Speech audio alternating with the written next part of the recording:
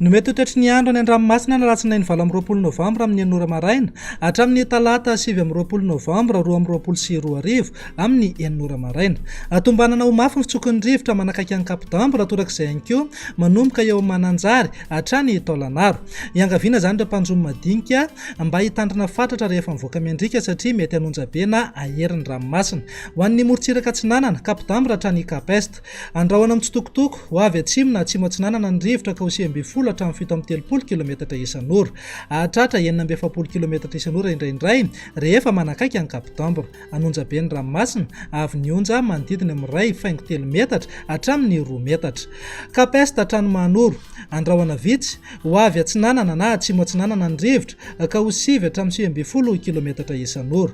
Adimy mpanonja na anonja be ny ranomasina avy nionja 8.9 metatra hatramin'ny 2.3 metatra. Manoro hatrany taolanaro.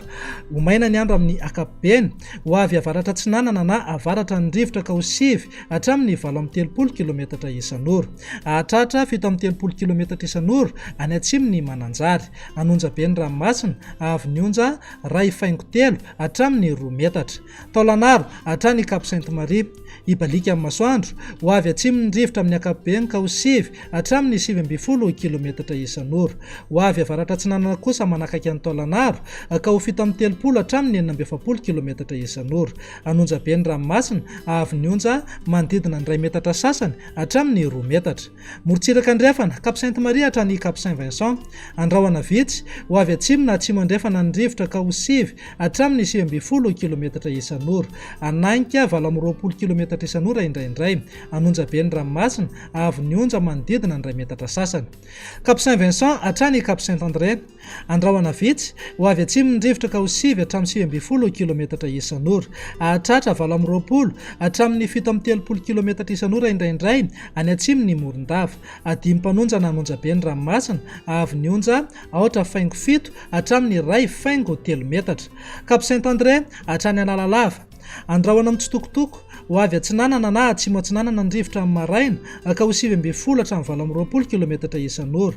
Iodina ho avy andrefana na avaratra andrefana kosa ny tolakandro ka ho 7 hatramin'ny 20 kilometatra isan'ora. Ho tonona adimy mpanonja ny ranomasina avy nionja ho latsaky ny 8.7 metatra. Analalava hatrany kapitambra. Isorana tandrifindrahona iserana manodidina ny Nosy-be. Umaina ny any akafa. Iovaova ny fitsokon'ny rivotra ka ho 7 hatramin'ny 20 kilometatra isan'ora. Hitoetra ho avy atsimo na atsimo atsinanana kosa manakaiky ny kapitambra ka ho 7 hatramin'ny 7 kilometatra isan'ora. Ho tonona adimy mpanonja ny ranomasina avy nionja ho latsaky ny 8.8 metatra.